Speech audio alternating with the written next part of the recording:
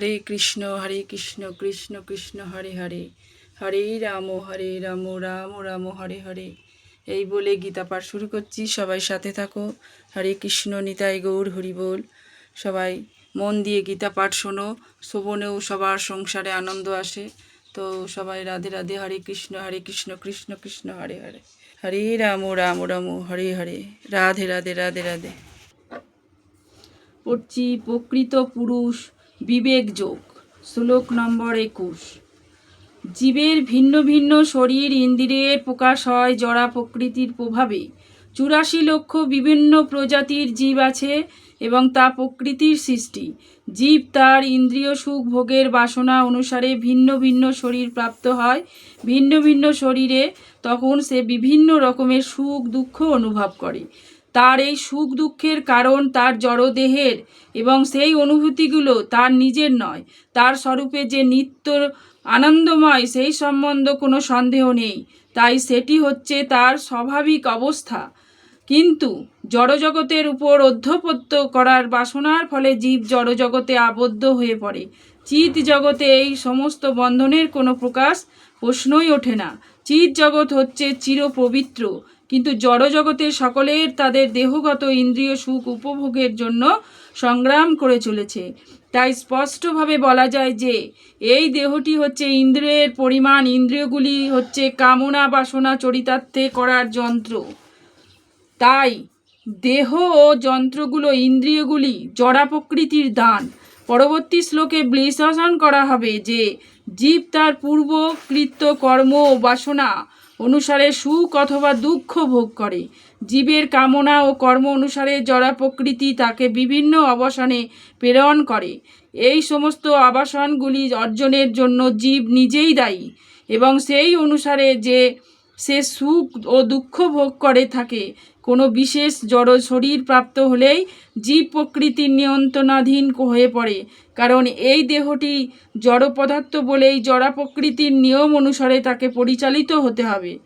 তখন সেই নিয়ম পরিবর্তন করার কোনো শক্তি জীবের থাকে না। যেমন কোনো জীবকে কুকুরের দেহে রাখা হলো, যখনই তাকে কুকুরের দেহে রাখা হলো তখন তাকে কুকুরের মতোই আচরণ করতে হবে। অন্য কোনো রকম আচরণ সে আর তখন করতে পারে না। অথবা কোনো জীবকে যদি শূকরের দেহে রাখা হয় তখন সে শূকরের মতো বিষ্ঠা খেতে আর সেইভাবেই কাজ করতে হবে, বাধ্য হয়।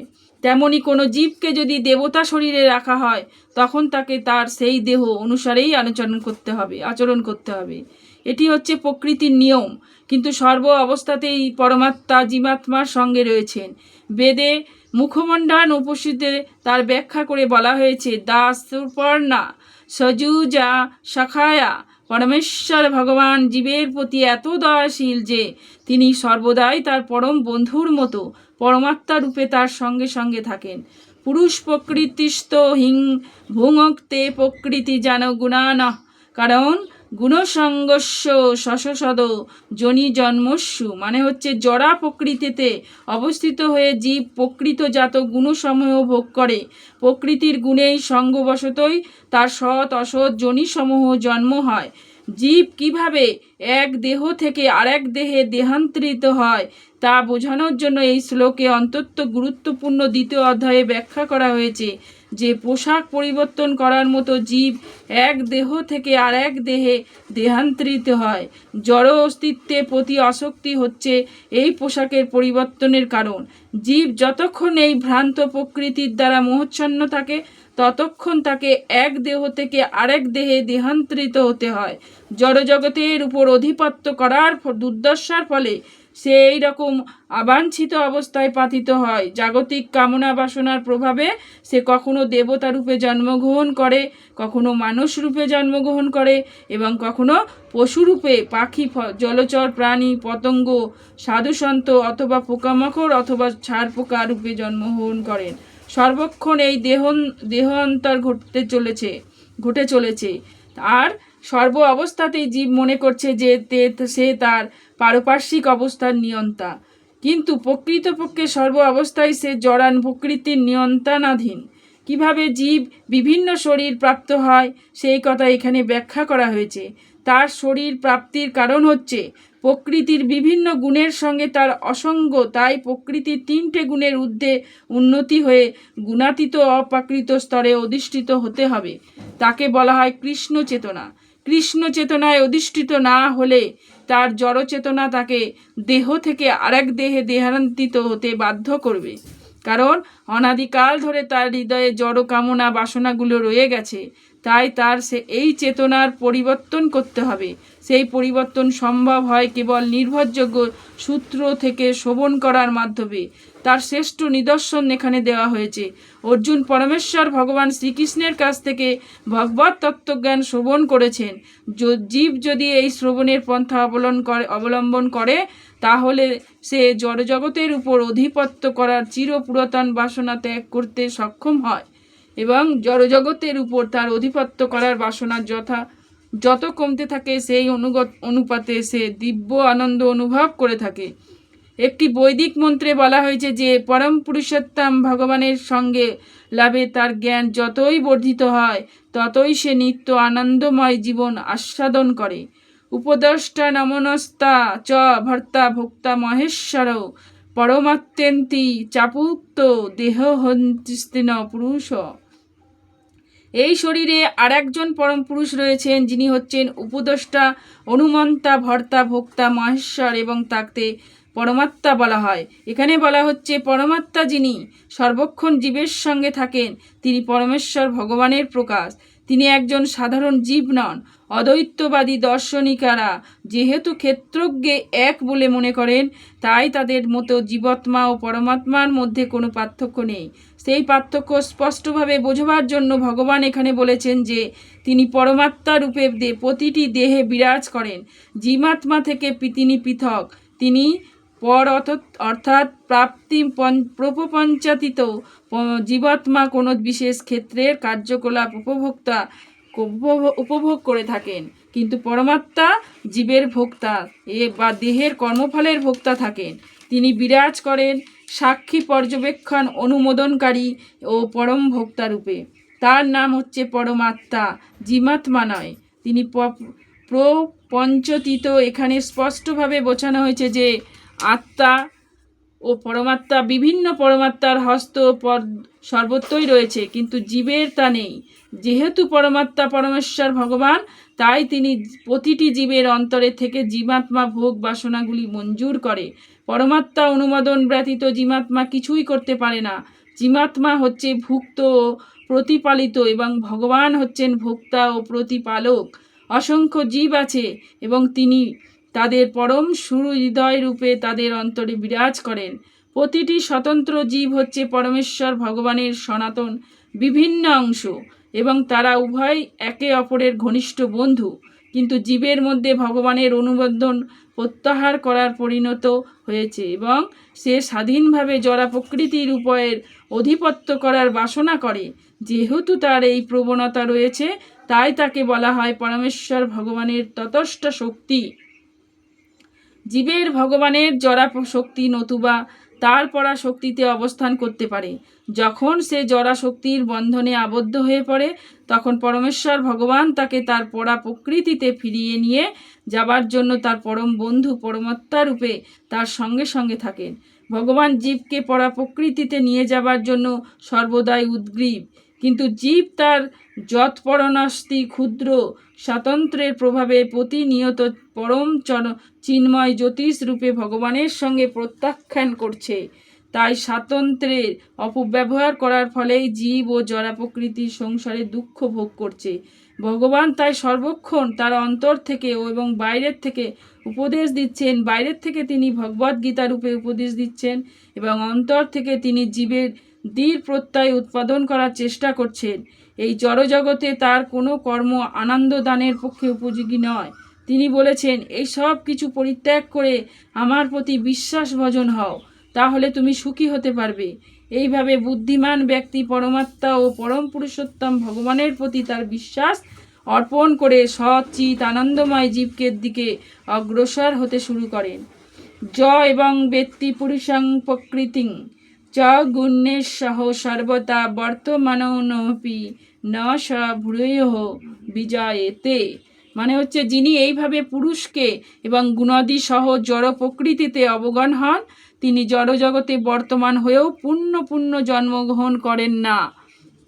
জড়া প্রকৃতির পরমাত্মা জীবাত্মা ও তাদের পরস্পরের সম্পর্ক সম্বন্ধে যথার্থ জ্ঞান লাভ করতে পারলে মুক্তি লাভের যোগ্যতা অর্জন করা যায় এবং এই জগতে পুনরাবর্তিত হওয়ার বাধ্যকতা অতিক্রম করে চিৎ জগতে প্রবেশ করার যোগ্যতা অর্জন করা যায়। এটি হচ্ছে যথার্থ জ্ঞানের পরিণতি। জ্ঞানের উদ্দেশ্য হচ্ছে জীব যে ঘটনাচক্রে এই জড়জগতের বন্ধনে পরিণত হয়েছে তা স্পষ্টভাবে উপলব্ধি করা। ব্যক্তিগত প্রচেষ্টার প্রভাবে সাধু গুরু বৈষ্ণবের সঙ্গ করার ফলে মানুষ তার সব স্বরূপ সম্বন্ধ অবগত হতে পারে এবং প্রতিটি মানুষেরই কর্তব্য হচ্ছে পরম পুরুষোত্তম ভগবানের মুখ নিঃসৃত ভগবদ্গীতার যথাযথ তাৎপর্যায়ে উপলব্ধি করে ভগবৎ চেতনা ও কৃষ্ণ ভাবনামৃত লাভ করা। তাহলে তাকে আর জড়জগতের বন্ধনে ফিরে আসতে হয় না, সেই সম্বন্ধে কোনো সন্দেহ নেই। তখন তিনি সচিতানন্দ জীবন লাভ করার জন্য চিন্ময় জগতে ফিরে যাবেন। ধ্যানেন্তনন্তানি প্রশান্তি কেচিতান্তা নমন্তনা অন্য শাখান্নে যোগেন কর্ম যোগেন চাপড়ে। মানে হচ্ছে কেউ কেউ পরমাত্মাকে অন্তরে ধ্যানের দ্বারা দর্শন করেন, কেউ সংখ্যাযোগের দ্বারা দর্শন করেন এবং অন্যেরা কর্মযোগের দ্বারা দর্শন করেন। ভগবান অর্জুনকে বলছেন যে আত্মজ্ঞান লাভের অনুসন্ধানী বদ্ধ জীবাত্মাদের দুই শ্রেণীতে ভাগ করা যায়। যারা নাস্তিক, অজ্ঞবাদী এবং সন্দেহবাদী, তারা সর্বত্র তত্ত্বজ্ঞান শূন্য। কিন্তু যারা পারমার্থিক বিজ্ঞানে বিশ্বাসী, তারা বলা হয় অন্তর্দর্শী ভক্ত। দার্শনিক ও নিষ্কাম কর্মী যারা সর্বদাই অদ্বৈতবাদের মতবাদ প্রতিবাদের করবার চেষ্টা করে, তাদেরকে নাস্তিক ও অজ্ঞবাদী বলে গণ্য করা হয়। পক্ষান্তরে বলা যায় যে ভক্তেরাই কেবল পারমার্থিক উপলব্ধির উন্নত স্তরে অধিষ্ঠিত, কারণ তারা জানেন যে এই জড়া প্রকৃতির ঊর্ধ্বে চিন্ময় ভগবত ধাম রয়েছে, যেখানে পরম পুরুষ ভগবান নিত্য বিরাজমান এবং তিনি পরমাত্মা রূপে নিজেকে বিস্তার করে প্রতিটি জীবের অন্তরে বিরাজমান। তিনি হচ্ছেন সর্বব্যাপী ভগবান। অবশেষে অনেক অধ্যাত্মবাদী আছেন যারা জ্ঞান আহরণের মাধ্যমে পরম তত্ত্ব উপলব্ধি করতে চেষ্টা করেন, কিন্তু তারা বিশ্বাসের দ্বিতীয় শ্রেণীভুক্ত। নাস্তিক সংখ্যা দার্শনিকরা জড়জগৎকে 24টি তত্ত্বরূপে বিশ্লেষণ করেন এবং তারা জীবাত্মা পঞ্চবিংশ তত্ত্বরূপে বিশ্লেষণ করেন। যখন তারা বুঝতে পারেন যে জীবাত্মার প্রকৃতি হলো জড়াতীত, তখন তারা এটিও বুঝতে পারেন যে জীবাত্মার ঊর্ধ্বে রয়েছেন পরম পুরুষোত্তম ভগবান। সেই ভগবান হচ্ছেন ষড়বিংশত তত্ত্ব। এইভাবে ক্রমান্বয়ে কৃষ্ণ ভাবনামৃত লাভ করে তারা ভগবত ভক্তির স্তরে উন্নতি হন। যারা নিষ্কাম কর্মী বা কর্মযোগী, তারা ঠিক পথেই অগ্রসর হচ্ছেন। কালক্রমে তারাও কৃষ্ণ ভাবনায় ভক্তিযোগের স্তরে উন্নতি হবার সুযোগ পান। এখানে বলা হয়েছে যে কিছু মানুষ আছেন যাদের চিত্তবৃত্তি নির্মল এবং তারা ধ্যানের মাধ্যমে পরমাত্মাকে উপলব্ধি করতে চেষ্টা করেন। তারা যখন হৃদয়ে পরমাত্মাকে খুঁজে পান, তখন তারা চিন্ময় স্তরে অধিষ্ঠিত হন। তেমনি অনেকে আছেন যারা জ্ঞানের মাধ্যমে পরমাত্মাকে উপলব্ধি করার চেষ্টা করেন। কেউ আবার হঠযোগে অভ্যাস করার মাধ্যমে ভগবানকে জানতে চান এবং কেউ আবার শিশু সুলভ কার্যকলাপের মাধ্যমে পরম পুরুষোত্তমকে ভগবানকে সন্তুষ্ট করতে চেষ্টা করেন। অন্য তেব মজনন্ত শ্রুতা নভ্য উপাসতে তেহপি চতিতরতন্তের মিত্যং শ্রুতিপরায়ণা। তো বলেছে অন্য কেউ এইভাবেই না জেনে অন্যদের কাছে থেকে শ্রবণ করে উপাসনা করেন, তারাও শ্রবণপরায়ণ হয়ে মৃত্যুভয় সংসারে অতিক্রম করেন। তাই শ্রবণ করাও হচ্ছে সবার চেয়ে ভালো। এই শ্লোকটিতে আধুনিক সমাজের পক্ষে বিশেষভাবে প্রযোজ্য, কারণ বর্তমান সমাজে বাস্তবিক পক্ষে পারমার্থিক বিষয় সম্বন্ধে কোনো রকম শিক্ষা দেওয়া হয় না। কিছু কিছু লোককে নাস্তিক অথবা অজ্ঞবাদী অথবা দার্শনিক বলে মনে হতে পারে, কিন্তু প্রকৃতপক্ষে তাদের কোনো রকম দার্শনিক জ্ঞান নেই। সাধারণ মানুষের ক্ষেত্রে কোনো মানুষ যদি পুণাত্ম হন, তাহলে শ্রবণ করার মাধ্যমে তিনি পরমার্থ সাধনের পথে একটি সুযোগ পেতে পারেন। এই শ্রবণের পন্থা অত্যন্ত গুরুত্বপূর্ণ। শ্রী চৈতন্য মহাপ্রভু, যিনি বর্তমান জগতে কৃষ্ণ ভাবনামৃত প্রচার করে গেছেন, তিনি ভগবানের কথা শ্রবণ করার উপর বিশেষভাবে জোর দিয়েছেন। কারণ সাধারণ মানুষ যদি কেবল সাধু গুরু বৈষ্ণবের কাছ থেকে ভগবানের কথা শ্রবণ করেন, তাহলে পরমার্থিক পথে অগ্রসর হতে পারেন। বিশেষ করে শ্রী চৈতন্য মহাপ্রভু নির্দেশ অনুসারে তারা যদি অপ্রাকৃত শব্দ তরঙ্গ হরে কৃষ্ণ কৃষ্ণ কৃষ্ণ হরে হরে, হরে রাম রাম রাম হরে হরে নিষ্ঠার সঙ্গে শ্রবণ করেন, তাই বলা হয়েছে সকলেই উচিত আত্মজ্ঞানী পুরুষের কাছে ভগবানের কথা শ্রবণ করা এবং তত্ত্বজ্ঞান উপলব্ধি করার যোগ্যতা অর্জন করে। তখন তারা আপনা থেকেই পরমেশ্বর ভগবানের আরাধনা শুরু করবেন, সেই সম্বন্ধে কোনো সন্দেহ নেই। শ্রী চৈতন্য মহাপ্রভু বলেছেন যে এই কলিযুগে কাউকেই তার অবস্থার পরিবর্তন করতে হবে না, তবে অনুমানের মাধ্যমে পরমেশ্বর ভগবানকে উপলব্ধি করার সব রকম চেষ্টা পরিত্যাগ করতে হবে। যারা ভগবত তত্ত্বজ্ঞান লাভ করেছেন তাদের সেবক হওয়ার শিক্ষা গ্রহণ করতে হবে। কেউ যদি অসীম সৌভাগ্যের ফলে কোনো শুদ্ধ ভক্তের চরণাশ্রয় লাভ করেন, তার মুখরবিন্দ আত্মজ্ঞান শ্রবণ করেন এবং তার পদাঙ্ক অনুসরণ করেন, তাহলে ধীরে ধীরে শুদ্ধ ভক্তের পর্যায়ে উন্নতি হবেন। এই শ্লোকে শ্রবণ করার পন্থা বিশেষভাবে অনুমোদিত হয়েছে। এই শ্রবণের পন্থা খুবই যথাযথ। সাধারণ মানুষ যদি তথাকথিত দার্শনিকদের মতো দক্ষ নাও হন, তবু শ্রদ্ধা ভরে সাধু গুরু বৈষ্ণব মুখরবিন্দ থেকে ভগবানের কথা শ্রবণ করার ফলে তারা এই জড়জগতের বন্ধন থেকে মুক্ত হয়ে তাদের প্রকৃত আলায় ভগবত ধামে ফিরে যাবেন। যাবৎ সাজায়েত কিঞ্চিন সত্যং স্থাবরজঙ্গ মম ক্ষেত্র সংজগত তিদিস্ত ভারত শ্রভ্য। হে ভারত শ্রেষ্ঠ, স্থাবর ও জঙ্গম যা কিছু অস্তিত্ব আছে তা সর্বক্ষেত্রই ক্ষেত্রজ্ঞের সংযোগ থেকে উৎপন্ন হয়েছে বলে জানবে।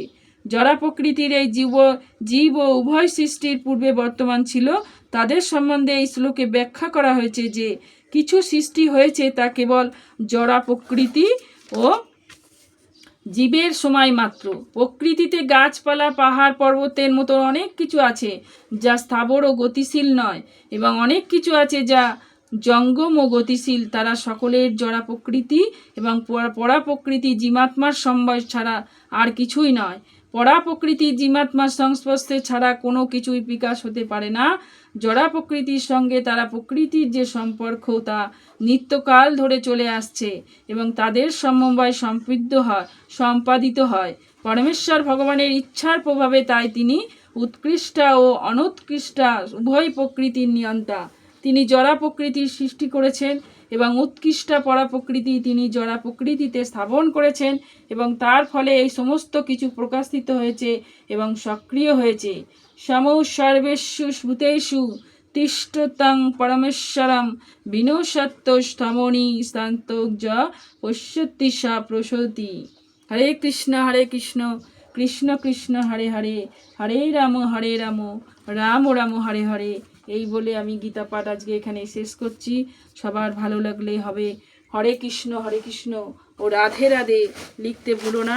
সবার শ্রবণেও শুনলে তো যে শ্রবণ করার মাধ্যমেও যে কতটা ভগবদ গীতার শ্রবণ করলে যে কতটা শান্তি মেলে, এটা তো এই অধ্যায়ে তোমরা সবাই জানতে পারলে। তো আশা করি সবাই বুঝে গেছো। তো হরে কৃষ্ণ কৃষ্ণ কৃষ্ণ হরে হরে বলে আমি আমার গীতা পাঠ সমাপ্ত করলাম।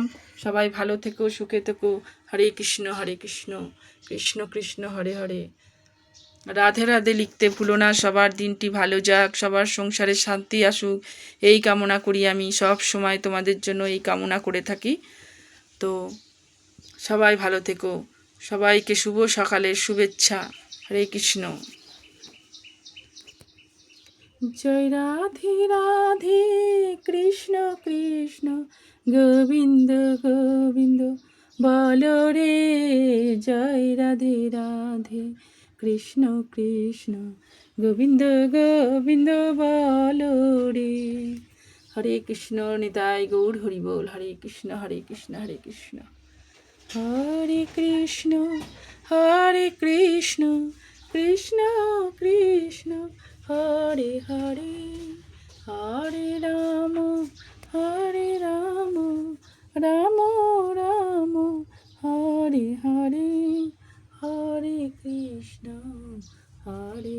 কৃষ্ণ কৃষ্ণ